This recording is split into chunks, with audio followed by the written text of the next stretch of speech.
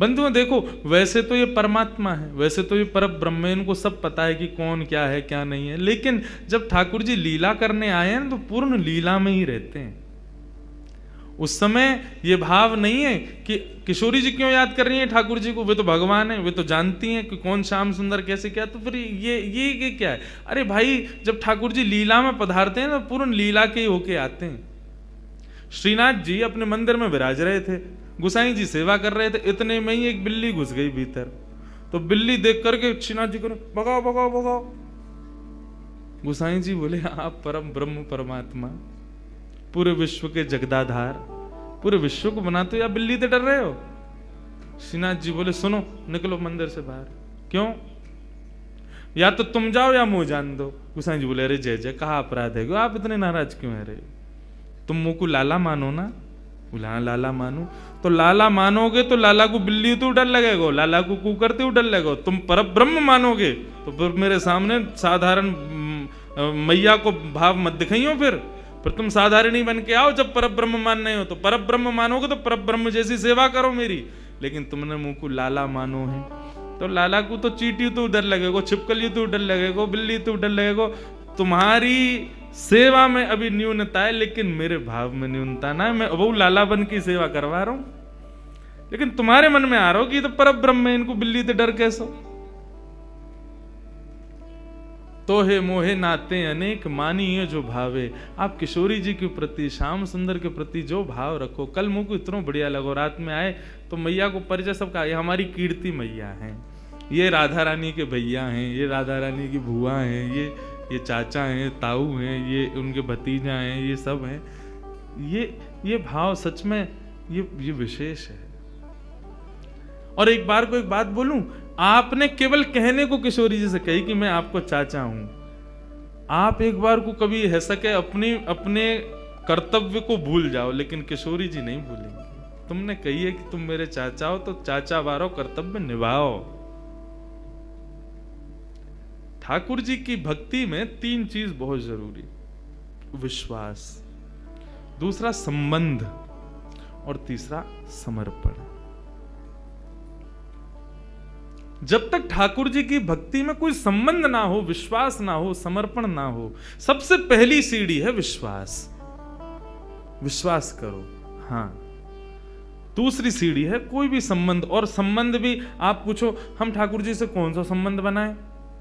देखो, संबंध जैसे पुत्र होता है ना, तो आप पूछोगे नहीं कि मैं इसका पिता बनूंगा अब। अरे पुत्र हुआ तो पिता हो ही आप उसके। संबंध कभी बनाए नहीं जाते, संबंध हो जाते हैं। ठाकुर जी को देख के जो भाव प्रकट हो वही ठाकुर जी को मान लो। और कई लोग ऐसे कहते हैं हमारा कोई भाव ही प्रकट नहीं होता, तो अभी कथा सुनो, सत्संग करो, संतों का संग करो। अभी तो तुम स्कूल में प्रवेश करने लायक ही नहीं हुए हो, तो फिर ठाकुर जी संबंध कैसे बनाओगे? पहले अपनी संगत सुधारो, अपनी रंगत सुधारो, अपना सब कुछ सुधारो। जिस दिन ठाकुर जी को देख के कोई भाव आ जाए, उस दिन समझना अब मैं योग्य हो गया ठाकुर जी संबंध बनाने के। उस दिन उसी भाव से ठाकुर जी से, किशोरी जी से संबंध भाव रख लो। तो किशोरी जी अब चिंतन कर रही हैं ठाकुर जी का।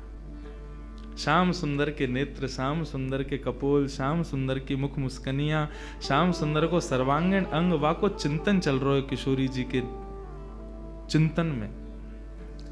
और वही हाल यहां श्याम सुंदर को है, रात भर करवट बदल रहे हैं, बार बार विचार कर रहे हैं कहाँ है वो, कौन की छोरी आई ऐसी अपनों ऐसा पागल सा बना के चली गई है, कब मिलेगी, कब आवेगी। रोज जामे यमुना पुलिन पे खोजें, लेकिन किशोरी जी के दर्शन ना हो। मैं आज किशोरी जी ने मन बनाया, बोले आज नंदगाम चलेंगी। समस्त गोप ग्वाली जितने भी किशोरी जी की सखी सहचरी हैं, सबसे किशोरी जी बोली आज नंदगाम चलेंगे। अरे नंदगाम बहुत दूर है, और तू ना जाने मां कौन रे, चलिया माखन चोर मरकट बंधु। हमने सुनिए टेढ़ी टेढ़ी सी चाल चले और सबन को अपनो दीवानो बना ले, सबन को अपने चंगुल में फंसा ले, ऐसी मीठी मीठी बात करे। वामेते एक व्यसन निकले, वह व्यसन को कोई एक बार चख ले तो वह व्यसन के बिना रह ना पावे। किशोरी तो जो कहेगी सो करेंगे, लेकिन नंदगाम ना जाएंगे। अच्छा चल नंदगाम ना जाएंगे, नेक दूर तक चल रहे हैं। करते करते किशोरी जी के मन में बार बार भाव, जानो तो नंदगांव में। एक एक करके सखियां सब छोड़ती जा रही हैं। अरे मेरी तो सास बुला रही होगी, मेरे घर में बालक रो रहे होगो, आदि आदि करके सब सहचरियां वहां से चली गई। अकेली किशोरी जी पहुंच गई नंदगांव। जैसे ही नंदगांव पहुंची, नंदगांव पहुंच करके किशोरी जी सबसे पूछें, कुंवर कान्हा कहाँ रहे? कुंवर कान्हा को घर कहाँ है? इतने में एक बूढ़ी सी अम्मा आई और वहां ने आकर के जैसी किशोरी जी की मुख की कांति और सौंदर्य को देखो, अरे लाली कहा भयो, कौन को खोज रही है? मैं कुंवर कन्हई को खोज रही हूं, वो कहाँ है? बोले तो ना पता घर कहाँ है? बोले ना पता, आजा मैं लेके चलूं। सोई बूढ़ी सी अम्मा को हाथ पकड़ करके किशोरी जी जा रही हैं, गोकुल में भ्रमण करती भाई। इतने में बोली, देख अब लाली आते आगे हम ना जा सके, राजा को घर है, वो सामने जो भवन है वो वही में रहे कुंवर कन्हई, चली जा। यहां भीतर ठाकुर जी बैठे यशोदा मैया के पास और क्या कह रहे हैं? मैया ने हाथ पांव पकड़ ली, वो लाला तेरी बहुत शिकायत हमें, अब तो अपने गोकुल तक का सब जगह तो शिकायत आ रही है, तू इतनी चोरी करे या चोरी है छोड़ दे। ठाकुर जी कह रहे छोड़ दूंगा, लेकिन बदले में मुंह को कहा देगी, जो तू कहेगो सो दूंगी। सो खाऊं पर घर ना जाऊं मैया, अब ना करूंगो चोरी, पर सांची कह कब लावेगी, मुंह को तू दुल्हन गोरी। अच्छा दुल्हन चाहिए तो? बोले हाँ मैया दुल्हन चाहिए। कायते के बहू? बोले बहू बातें के जो भोजन करावे, रात में सुवा दे, सवेरे उठाए दे, इन सब सेवा न करे, जो सेवा मेरी तू करे वही सेवा मेरी बहू करेगी। ऐसी बहू लिया मुंह को। लेकिन मैया मेरी पहले ही सुन ले, मैं जैसी चाहूं वैसी बहू लियो मुंह को। कैसी बहू चाहिए? भोरी सी होए सुभग छोटी, भोरी सी लियो, ज्यादा तेज तर्रार भरमू मत लेके आइयो। क्यों? मौत तो दूर कर देगी, फिर तेरो घर बनवा देगी यमुना के पुलिन पे, तू और बाबा वहीं रही हो, मैं और बहू यहाँ रे करेंगे। भोरी सी होए सुभग छोटी और सुवा सारी नाक आंख मोटी। पैनी सी तो नाक हो बाकी कैसी तोता जैसी, और बड़ी बड़ी आंखन वारी होए, और तोते दिखाए मुख घूंघट में, मुस्काए जाए थोड़ी थोड़ी। जैसे ही तू बा के सामने आ जाया करे, सोई घूंघट कर ले, और घूंघट में थी नेक नेक मुस्का जाए करे। ऐसी बहू लिया मैया मुंह को। मैया बेटी बेटी कन्हैया की बात ने सुन रही है। बोले ज्यो ज्यो बड़ो है तो जा रहा, त्यों त्यों तेरे भीतर जन कहा प्रकट है तो जा रहा। कहाँ ते लावे इन सब बातन ने? बड़ी आंख वारी चाहिए, पैनी नाक वारी चाहिए, बोरी सी चाहिए, ऐसी चाहिए, कौन सिखावे तो को? मैया देख तू बात मत बदल, बता चोरी छोड़ू कि नहीं छोड़ू? हाँ लालवाए तो छोड़ दे, तो मेरी बात मान ले फिर। और मैया सुन, मैया एक बात तो समझाऊं, जब ब्याह करवे जाऊंगा ना, बलदाऊ संग न ले जाऊं, बलराम ना लेके जाऊंगा। मैया बोली क्यों ना लेके जाएगा? मैं कह रहा हूं वो गोरो है, कहीं बहू को मन लास्ट में बदल गो तो बाकी माला पहना दई तो, या हमारे बलराम ना लेके जाऊंगा। मैया एक बात तो समझाऊं, बलदाऊ संग न ले जाऊं, बाबा ते कह के मगवाए दे, चढ़वे को सुंदर घोड़ी। अब घोड़ी मगवा मुकू, अब ब्याह करवे जाऊंगा मैया। मैया बोली लाला ये सब चले तेरे मन में, यही सब करे तू बाहर वन में जाके ते मधुमंगल श्रीदामा आगे दिन ते यही सब सीख के आवे तू। बंधुओं देखो ये सब चर्चाएं हैं ना, आज देखो यहाँ ज्ञान भक्ति वैराग्य सब बाहर खड़े हैं, यहाँ केवल प्रेम चल लो भीतर। यहाँ पर श्याम सुंदर और किशोरी जी के वही चर्चा जो हम ब्रजवासी को बहुत प्रिय है, जो हम कोई के आगे ना बोलें वो बातें हैं। क्योंकि सब जगह अधिकारी नहीं मिलते ऐसे, यहां मिले हैं तो सुन लो। मैया अभी घोड़ी मंगवा दे, तू तो बाबा ते अभी कह दे, मेरे काजे को घोड़ी लिया आमेंगे। और मैया मेरी एक बात और सुन ले, मैया एक बात मेरी और सुन ले। कहा गोपिन पे मंगल गवाए दे। गोपिन ने बुलाया कि अभी तो मंगल गान शुरू करवा दे तू तो घर में, और मोय गोरो दुल्हा बनाए दीजो, ऐसो श्रृंगार कर दियो मेरो कि मैं गोरो है जाऊं। मोय गोरो दुल्हा बनाए दीजो, कहूं हंसे ना वहां की छोरी। मैया मेरो ब्याह करा दे। इतने में ही बाहर से किशोर जी, अरे कुंवर कन्हैया, कुंवर कन्हैया। जैसे किशोरी जी बाहर से पुकारन लगी, श्याम सुंदर बोले मैया, मुझे लगा बहू आ गई दिखे, ये तो स्वर का ही सुनो दिखो मैंने। ठाकुर जी दौड़ करके बाहर गए तो सामने किशोरी जी खड़ी हैं।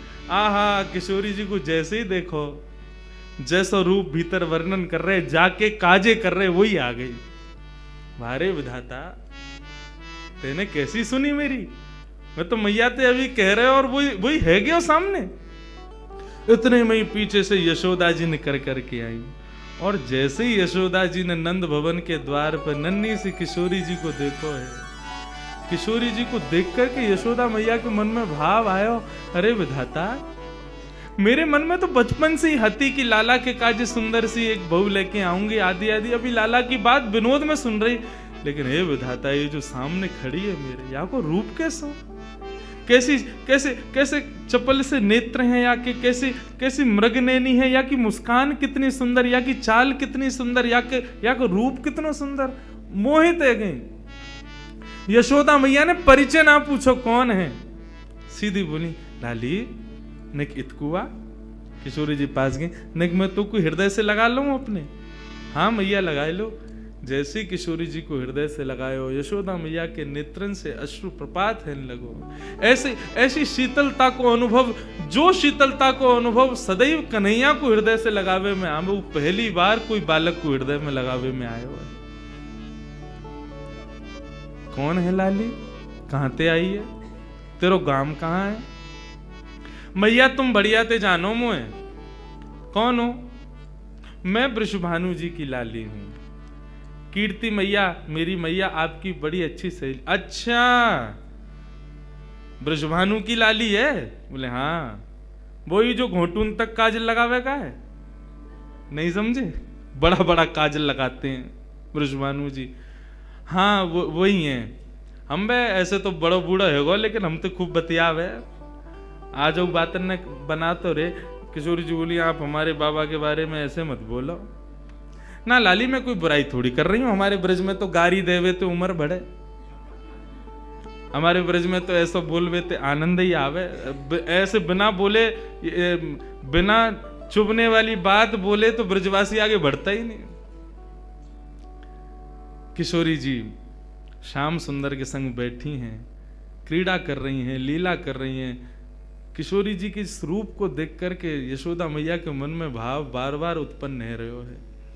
इतने में ही यशोदा मैया से रुको नहीं गए, गई जाकर के तिजोरी खोल के सबरो सामान निकाल करके लाई। लाली ने कि यहाँ पे, यहाँ बैठ जा। किशोरी जी बैठ गई। तेरो श्रृंगार कर दूं? ना आप श्रृंगार मत करो, मैया नाराज होगी। कछु ना होगी, कह दियो यशोदा मैया ने कियो है। अच्छा तो कर दो। श्रृंगार करनो प्रारंभ कियो है। ऐसा सुंदर श्रृंगार करके किशोरी जी की गोद भर दे, मांग में सिंदूर भर दियो, खूब सारी सामग्री दे करके, लाल चुनरी उड़ा करके पैरन में महावर लगा। आहा, कल कितना सुंदर भाव भैया सुना रहे महावर को, कि एक सखी किशोरी जी के चरणन में महावर लगा रही है, और महावर लगाते लगाते चर्चा भी करती जा रही है। तो महावर लगा के भूल गई कि मैंने कौन से पामन में महावर लगाए हो। तो किशोरी जी से पूछे, अरे किशोरी जी मैंने कौन से चरणन में महावर लगाए हो? क्योंकि किशोरी जी के चरणन को रंग और महावर को रंग एक जैसा, भूल गई मैंने महावर कहाँ लगाए हो। तब किशोरी जी अपने पाम को उठा के, और जो पाम भारी होवे बाकी कहीं या में लग गयो, ये हल्को है या में ना लगो, मतलब इतनी कोमल कि महावर के वजन से वो किशोरी जी के चरण भारी है रहे। कैसा सुंदर भाव। किशोरी जी के महावर लगाए और सब कछु दे के गोद भर दई, और कही लाली अब जा। कोई कछु पूछे ना कह दियो यशोदा जी ने कियो श्रृंगार, कोई कछु ना कहेगो तोते। नन्ही सी किशोरी जी अपने हाथ में सब सामग्री लेकर के और ऐसे ऐसे चल चल के ठुमक ठुमक करके घूम रही हैं। आहा, यशोदा मैया तो आनंदित है गई हैं, इतना सुख मिल रहा है।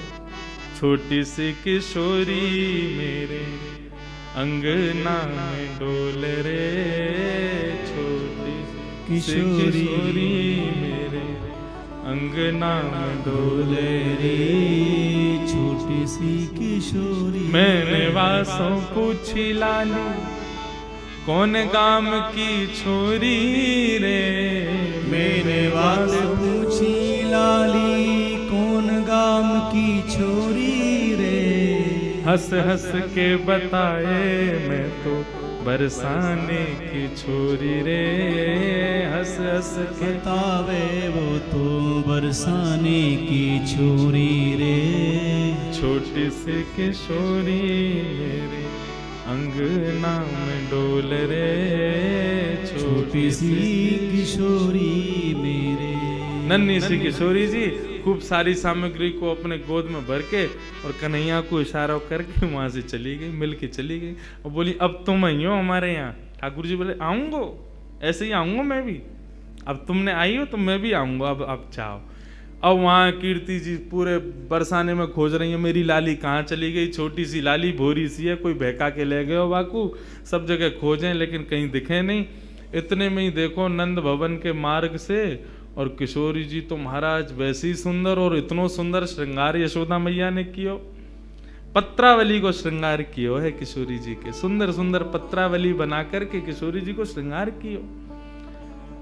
जैसे ही किशोरी जी आई कीर्ति दौड़ करके गई, हृदय से लगायो लाली तू कहां गई, मैं कब तक खोज रही, और ये कहा भयो, ये तेरी मांग कौन ने भर दी, और ये तेरे होटन पे लाली मां कौन ने रच दी, पामन में महावर, ये पाजेब, कौंधनी, गले में हार, इतना सामान ये सब कौन ने कियो।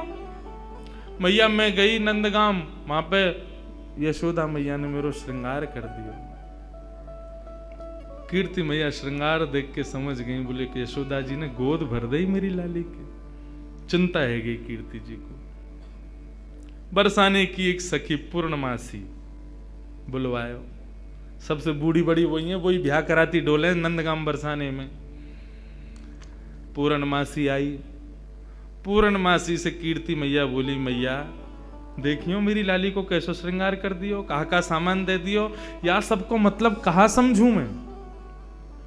बोले अरे या को मतलब सीधो सीधो है, कहा बोले वो अपने लाला को तेरी लाली ते ब्याह करनो चाह मैं, और का मतलब है, या को गोद भराई कर दी तेरी लाली की। हम्बे वह छोरा तो करूंगी मैं अपनी लाली को ब्याह, कारो कलूटो माखन चोरी करतो डोले सब जगह, और गोपीन के पीछे डोले, टेढ़ी सी चाल चले, टेढ़ो से मुकुट पहने, वग बारे में खूब सुनो मैंने, कारो सो बातें तो ना करूंगी मैं। मेरी लाली तो देखियो कैसी दूध जैसी गोरी, और वह कार्य के संग खड़ी होगी, कोई अच्छा लगे। पूर्णमासी बोली देख रूप रंग तो सबके अलग अलग रहे, ऐसा तो है ना जैसी तेरी लाली है वैसे ही आपको वर मिलेगो, जैसी गोरी ये वैसे ही आपको मिलेगो। अरे चंद्रमा की शोभा भी तब होवे जब काली निशा छा जाए, बाकी बिना चंद्रमा कैसे दिखेगो। भले ही तेरी लाली को वहां से ब्याह होगो, बगल में खड़ो होगो, देखेंगे तो सब तेरी लाली कोई तो को कहा पड़ी है वहां में। और रही बात चोरी की, तू कह रही है चोरी कर तो डोले, चोरी करे यो करे, कौन चोरी ना कर रहा दुनिया में। जगत में जो देखे सब चोर, दुनिया में सब चोर हैं, कौन चोरी ना कर रहा है। आप जितने बैठे हो सब चोरी कर रहे हो, यहां बैठ के क्या कर रहे हो, ठाकुर जी के सुंदर अंतरंग लीला को यहां सुन रहे हो, ये चोरी नहीं है तो क्या है, ये चोरी है रही है। वह कन्हैया के पीछे पड़े हुए हैं सब, लेकिन दुनिया में चोर कौन नहीं है। सूरदास जी वर्णन कर रहे हैं, राज्य के चोर हैं राजा रानी, शहर चोर व्यापारी, और 5 चोर सबके उर्माही, कौन पुरुष कौन नारी। 5 चोर हैं हमारे भीतर, कौन कौन से, कौन कौन से? काम, क्रोध, लोभ, मोह, ईर्ष्या, या फिर ऐसा कह दें ये जो पंच ज्ञानेंद्रिय, पंच कर्मेंद्रिय, ये सब हमारी चोर हैं। सब चोरी कर रहे हैं। चोरी से बच कौन रहा है? ब्रह्मा चोर आए वृंदावन, बालक बच्च चुराए। ब्रह्मा ने पूरी सृष्टि बनाई, वो चोरी करके गए हो। कन्हैया के नेक नेक से ग्वाल बाल और बछड़ा ने चोरी करके ले गए। और इंद्र चोर पृथु के हाय, बहु पाखंड बनाए। पृथु महाराज जब अपनी श्रीमद् भागवत में कथा आती है, पृथु महाराज अश्वमेध यज्ञ कर रहे थे। 100 अश्वमेध यज्ञ होने में 99 पे ही अधूरा रह जाता था। क्यों? 100वां घोड़ा जो होता था इंद्र चोरी करके भाग जाता था। इंद्र ने चोरी करी। शंकर चोर हरत बहु अवगुण, शिव शिव जोई पुकारे। जो भी शिव शिव गावे, शंकर वाके सबरे अवगुणन को हरण कर ले तो वो चोर है। संत चोर हरि हृदय चुराए, जो त्रिभुवन विस्तारे। ये जितने भी संत महात्मा बैठे हैं, कथावाचक बैठे हैं, यो सबरे चोर हैं। क्यों? त्रिभुवन नाथ स्वामी के कथा गुणान वानन को गान कर करके लोगन के चित्त को चुरा ले, यो सबरे चोर हैं। सब मिल चोर, सब मिल चोरी करी श्याम की, जो जासे बन आए। ये पूरा संसार श्याम को है, और यहाँ पे हम जो कुछ भी अपने स्वार्थ के लिए ले रहे हैं वो चोरी नहीं है तो क्या है? कन्हैया की सब पूरे सृष्टि की चोरी हम लोग कर रहे हैं। सूरदास सट कहाँ लगी वर्णो, माखन चोर कन्हाई। पूरा विश्व चोर है, लेकिन पूरे पीछे कौन के पड़े? माखन चोर। माखन की चोरी करे वाले वह कन्हैया के, माने माखन चोरी करी है और यो है त्यों है, वही के पीछे पड़े रहे। कौन चोर ना है संसार में? सब चोर हैं। बोले अच्छा पूर्णमासी एक बात बताओ, आपको मन कहा करना चाहिए? बोले मेरो मन तो जादना तो वृषभानु नंदनी भई है ना, वही दिना से है कि नंद नंदन ही आके काजे है। ये दोनों दैवी कोई शक्ति हमारी या ब्रजमंडल में आई है, इन दोनों को ब्याह कर दो तो ब्रज की सदा सर्वदा रक्षा करेंगे ये दोनों मिलके। मेरो मन तो यही के। कीर्ति बोली तो फिर एक काम करो, एक बार आप चुपके थे कैसे कन्हैया को ले आओ बरसाने। हम एक बार वाकू देख लेंगी, ने हमारे मन को संशय होगा कछु तो दूर रह जाएगा। एक बार वाको रूप रंग सब देख लेंगी। हमने बहुत सुनी टेढ़ी चाल चले, हमें यूं देख लो कोई लचक तो ना वाक कमर में। एक बार तुम लेके आओ वाको, वो टेढ़ो जानबूझ के चले कि कोई वाके कोई शरीर में कोई दिक्कत है। और कारो कारो कारो सब कहें तो फिर ये सबरी गोपी काय को पागल बनी रहे वाके पीछे। वैसी सबरी कहेंगी कारो, और वैसे यूं कहेंगी आज कन्हैया ने हमारे घर चोरी ना करी, हमारे घर ना आवे, हम ते प्रेम ना है। ऐसो कारो कैसे कि सबन के चित्तन ने चुरावे। हे पूर्णमासी तुम ही लेके आओ बाकू। पूर्णमासी बोली ठीक है जाऊं, मैं ही लेके आऊं। पूर्णमासी चल के जा रही है। नंदगाम के कुंवर कन्हैया अपने ग्वाल बालन के संग अटारी पर बैठे। वहीं ते दूर ते दिख गई पूर्णमासी आ रही है। ठाकुर जी ये तो सब पता ही है। पूर्णमासी भी थोड़ी ने ठाकुर जी की तरह लचक लचक के ही चले। मधुमंगल बोलो अरे कौन आ रही है ये लचकी सी? ठाकुर जी बोले वही आ रही है, 2 साल पहले आई कही तेरे पास, तेरो ब्याह करावे काज। ओ अच्छा, तो वही आ रही है। काई को आ रही भैया? बोले वही के काजे आ रही होगी, जाके काजे आवे, सबन को ब्याह ही कराती डोले। इतने में पूर्णमासी आ गई। मधुमंगल गयो, आओ आज कौन को लेके आई हो संबंध? बोले कोई को लेके आई हो, तेरो तो ना हेरो, 2 साल ते लगी वही हूं, अब आगे ना होगा, तू तो यूं ही रहेगो, कुंवारो ही रहेगो, तो कौन ब्याह करे? ये सब ब्रज की लीलाएं हैं। ठाकुर जी से कही लाला कल बरसाने आ जाइयो, और सुन ये सबरे गोबर चोटन ने मत लेके आइयो संग में। दूसरे इनके छत्तन पर सूख रहे कंडन ने चुराते रहे।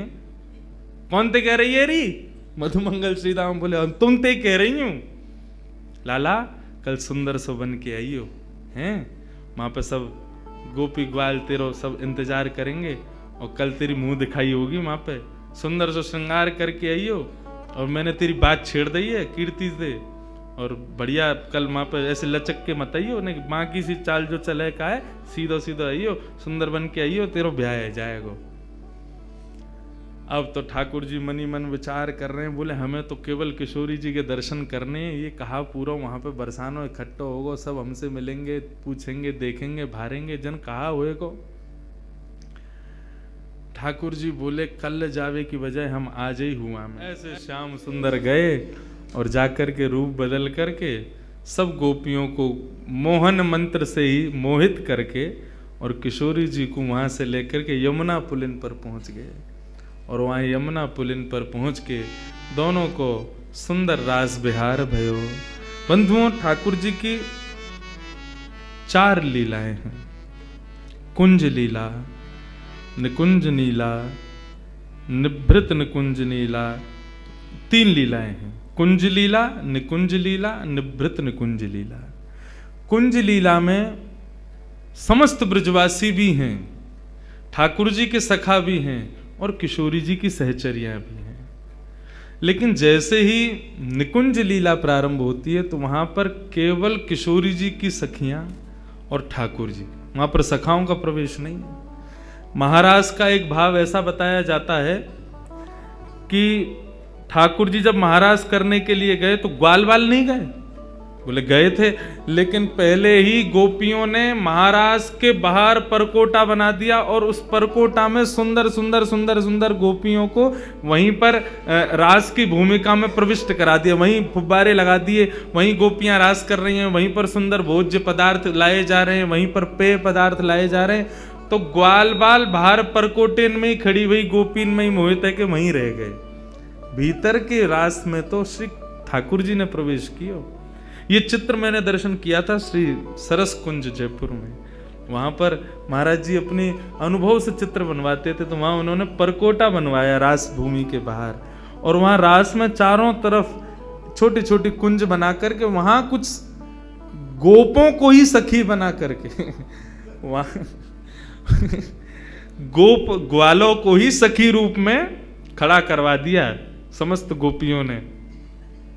मतलब ग्वाला ही चुनरी ओढ़ करके आंखन में कजरा लगा करके उनको कछु दिए होंगे गोपीन ने, कछु मोह दिया होगा तो माखन दे देंगी, तो को दही दे देंगी, तो को ये करनो कहा सखी बन के खड़े है जाइयो बाहर, और का करनो कन्हैया के संग जितने ग्वाल वाल आवेंगे सबन को मोहित कर लियो अपने ऊपर। तो ठाकुर जी के ग्वाल वाल तो बाहर के परकोटा में ही रह गए, भीतर तो ठाकुर जी ने प्रवेश किया। तो निकुंज लीला में केवल श्याम सुंदर, किशोरी जी और किशोरी जी की सहचरियां। लेकिन जब निभृत निकुंज की लीला प्रारंभ होती है वहां पर किसी का प्रवेश नहीं है। वहां केवल श्याम सुंदर और श्री किशोरी जी, केवल इन दोनों के भाव ही विद्यमान होते हैं। इसके अतिरिक्त कोई भी वहां नहीं विराजता है। उस निभृत निकुंज की लीला का ना तो वाचन किया जा सकता, ना श्रवण किया जा सकता, केवल उसका अनुभव किया जा सकता है कि ठाकुर जी की ऐसी लीला चल रही होगी, ऐसा भाव हो रहा होगा, ये हो रहा होगा।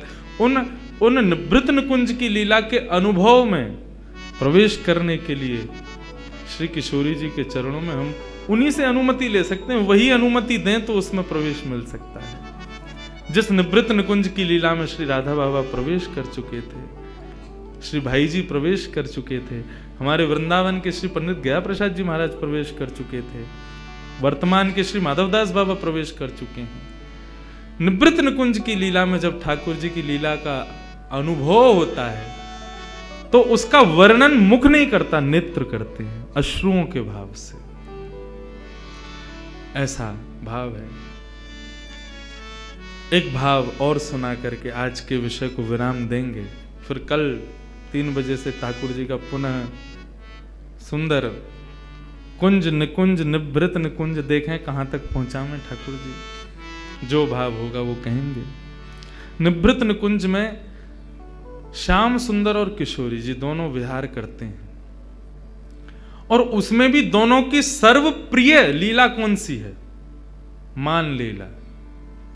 मान लीला में जब एक रूठता है दूसरा उसको मनाता है। तो अधिकतर या मान के स्वभाव को अपने ऊपर धारण करें श्री किशोरी जी। हाँ, डेली मान करेंगी। और कन्हैया चरण दबा रहे हैं, कभी कछु कर रहे हैं, कभी उनकी मनपसंद वस्तु लेके आ रहे हैं, कभी उनके सामने नृत्य करके दिखा रहे हैं, कभी कछु गा के सुना रहे हैं, कभी कोई रूप की वैचित्रता प्रकट करके किशोरी जी को हंसावे को प्रयास करें। किशोरी जी यहाँ मुंह कर लें, यहाँ ते मना में तो इधर मुंह कर लें, और यह तरीका थे ठाकुर जी की और किशोरी जी की मान लीला चले। लेकिन लाल जी हमारे इतने निपुण हैं, किशोरी जी मान करें तो घड़ी लगा करके चंद मिनट में ही ठाकुर जी उनको मना लेते हैं, उनको हंसा देते हैं, क्योंकि वो उनके अंदर खूबी है। और फिर दोनों रास विहार करते हैं। आज जब ठाकुर जी किशोरी जी को लेकर के आए यमुना पुलिन पर, ठाकुर जी ने पहले तो स्नान किया, अपना पूरा जोगी भेष हटाया और स्वयं के स्वरूप में प्रकट भये। और जैसे ही दोनों ने प्रवेश किया निभृत निकुंज में, आज किशोरी जी बोली, लाल जी नित्य मैं मान करूं और आप मनाओ, आज आप मान करो, मैं मनाऊंगी। ठाकुर जी बोले नहीं, आप पे ही मान शोभा दे और मनाने की शोभा हम पे ही बढ़िया लगे, या को बदलो मत, आप ही मान करो, मैं मनाऊं। मतलब मान भी यहां झूठे को है, झूठे को रूठे और सांची को मनावे। हमारी आपकी तरह ना है जबरदस्ती मान कर लेंगे और फिर वो मनाऊ हुए तो वामू रीझे ना है। लेकिन यहां झूठे को माने, बिना बात को मान। कैसो मान होता होगा विचार करो, कोई बात नहीं है। ठाकुर जी काय बात से मनाते होंगे, अरे मुझे गलती है गई, मैं ऐसो ना करूंगा, कोई कछु करो हो तब तो मान करो, लेकिन मान ही झूठे को है। ठाकुर जी किस भाव से मनाते होंगे किशोरी जी को। लेकिन आज किशोरी जी बोली नहीं, आज आपको हमारी बात माननी पड़ेगी, आप मान करो, हम मनाएंगे। ठाकुर जी बोले मैं मान करूं? बोले हाँ आज आप करो, मुंह को सुख देवे के काजे आप मान करो। ठाकुर जी बोले ठीक है, तो आज हम मान करते हैं, आप मनाओ। और जैसे ही मान करके ठाकुर जी मुंह फुला के रूठ के और बैठे, देखो कैसी लीला, रूठ करके ठाकुर जी बैठ गए, मुंह फेर लियो। अब किशोरी जी कभी ठोड़ी पकड़ करके अपनी ओर कर रही हैं, हे श्याम सुंदर कहा भयो मौसम बोलो। ठाकुर जी फिर मुंह फेर लें।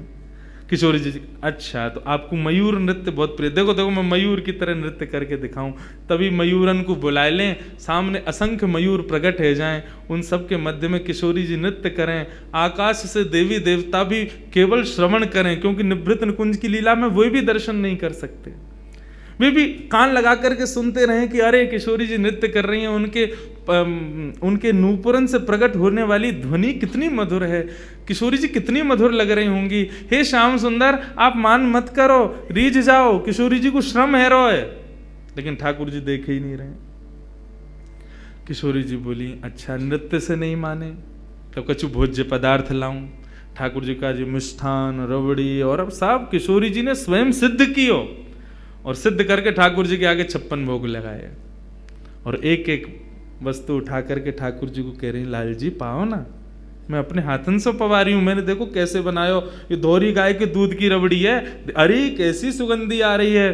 ठाकुर जी तिरछी नजर तो देख तो ले, मुंह में एक बार जीभ ते चाट तो ले, लेकिन मान कर रहे हैं, माननो ना है, रीझनो ना है। अच्छा तो आप नहीं खाओगे तो फिर मैं ही खाए लूँ याकू। जैसे किशोरी जी खावे बैठे, सोई ठाकुर जी हाथ बढ़ा के बाद छीन लें धर लें, आप सो ना खाऊंगा खुद खा लूंगा, ऐसा मान करें। लेकिन किशोरी जी थक गई मनाते मनाते। ठाकुर जी ज्यों ज्यों मान में प्रवेश कर रहे हैं त्यों त्यों वो मान असली रूप धारण करते जा रहा हो, सत्य है तो जा रहा है।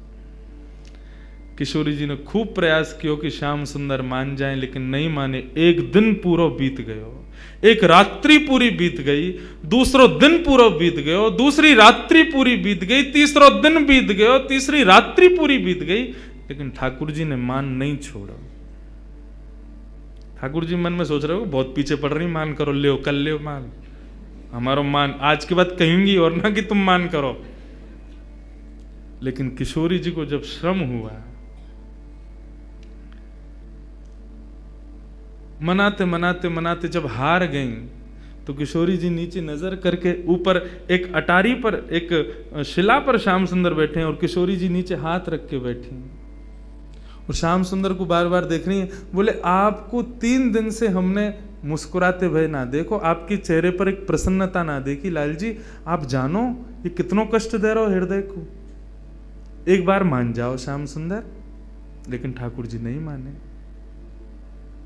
किशोरी जी के नेत्र से विरह के अश्रुबिंदु जब प्रकट हुए और उन अश्रुबिंदुओं ने जब नेत्रों से गिर कर के पृथ्वी का स्पर्श किया, जैसे वो अश्रुबिंद पृथ्वी पर गए, पृथ्वी का स्पर्श करते पृथ्वी के नीचे बह रही हैं यमुना। यमुना में जैसे ही उस अश्रु ने प्रवेश किया, यमुना का जल उष्ण हो गया, गर्म हो गया, लाल पड़ गया, बिल्कुल खौलने लगा। यमुना तुरंत अपने भैया यमराज के पास जाती हैं और यमराज से कहती हैं, यमराज तुम्हारे नरक में क्या इतनी वेदना किसी को दी जाती है जितनी वेदना अभी किशोरी जी को हो रही है। यमराज जी जब उस अश्रुबिंद का दर्शन करते हैं, कहते हैं यमुना हमारे नरक में भी इतनी वेदना, इतना कष्ट किसी को नहीं दिया जाता जो कष्ट आज किशोरी जी को हो रहा है, कृष्ण विरह का। यमुना जी से सहन नहीं होता, तुरंत यमुना जी प्रकट हो जाती हैं और कहती हैं, हे राधिके आपको ये कष्ट किसने दिया, हमें बताओ। तब किशोरी जी कहती हैं, श्याम सुंदर मान करके बैठे हैं, 3 दिन है गए, रीझ नाए रहे हैं। यमुना जी बोली, इनको बड़ा गुमान है ना अपने रूप को, अपने स्वरूप को, अपने सवरे भावन को, यही मारे इतना तगड़ो मान किया है। हमारी किशोरी जी को वेदना है रही है, लेकिन ये अपना मान नहीं छोड़ रहे हैं। रुको किशोरी जी आप यहीं विराजो, या कन्हैया को तो मैं देख के आऊं। और यमुना जी महाराज गई, जाकर के अपनी श्रृंगार पेटिका खोली, श्रृंगार पेटिका खोल करके श्याम सुंदर जैसो श्रृंगार कियो, क्योंकि कालिंदी हैं, बिल्कुल श्याम जैसो ही रंग है उनको। टिपारा धारण कियो, गले में माला धारण करी, कचकाचनी पहनी, हाथ में वंशी लई, लखटी लई, माला पहन करके सुंदर जैसे ही किशोरी जी के सामने आई, मुस्कुराती भाई। किशोरी जी बोली, श्याम सुंदर आप रीझ गए? बोले श्याम सुंदर नहीं हूं, यमुना हूं। यमुना तुम तो बिल्कुल ऐसी लग रही हो जैसे मानो श्याम सुंदर हो। बोले तो वही तो, ये अपने रूप से सबन को वेदना प्रदान करें, आज इनके रूप से इन्हीं को वेदना दूंगी मैं। और जैसे कन्हैया चलें, जैसे बैठें, जैसे बोलें, जैसे हंसें, बिल्कुल यमुना जी ने वही रूप धारण कर लियो। ठाकुर जी मान करके बैठे, इतने में नूपुरन की छम छम छम छम आवाज आई। ठाकुर जी बोले, ये तो मेरे नूपुरन की ध्वनि है, मैं तो यहां बैठा हूं, फिर मेरे नूपुरन की ध्वनि पीछे से कैसे आई? ठाकुर जी अपने नूपुरन को बजा में बोले, मेरे नूपुर तो मेरे पास है, फिर ये कौन आए हो? हल्के से मान करके बैठे ना, देख ना सके, तो हल्की सी नजर पीछे करके देखो तो एक वृक्ष की अटारी में से श्याम सुंदर की तरह सुंदर पाग पहन के, टिपारो पहन के, मोर पंख लगाए, हाथन में वंशी लिए, वरहा पीडम नटवर वपु कर्णयो कर्णकारम विव्रतवास कनक कपसम वैजयंतीम चमालाम रंध्रान वेणो अधर सुधया पूरयन गोप वृंदई वृंदारण्यम स्वपधर्मणम प्राविशद गीत कीर्ति। ठाकुर जी का वो वेणु रव का स्वरूप जिस पर समस्त गोपियां न्यौछावर रहती हैं, वही रूप एक सुंदर वृक्ष की ओट में से प्रकट हो रहा है।